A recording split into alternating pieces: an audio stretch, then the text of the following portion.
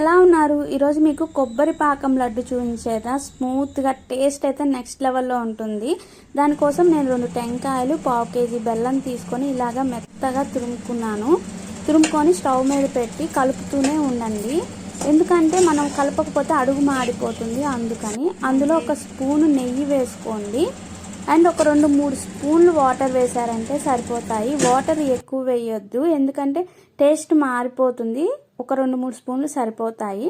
వేసుకొని ఇలాగా కలుపుతూ ఉండండి. కలుపుతూ ఉంటే కలర్ చేంజ్ అయిపోతుంది. ఇలాగా చేంజ్ అయిన తర్వాత బెల్లం కరిగేంత వరకు ఫ్రై చేసుకోండి. బెల్లం కరిగి మనకు ఉండలా వస్తుంది అనిపిస్తే స్టవ్ ఆఫ్ చేసేసుకోండి. 2-3 యాలకులు వేసారంటే ఫ్లేవర్ హీట్ కొంచెం తగ్గిన తర్వాత ఉండల్లా కట్టుకోండి. హీట్ అయితే లైట్గా ఉంటేనే మనకి ఉండల్లా వస్తాయి, లేదంటే రావు.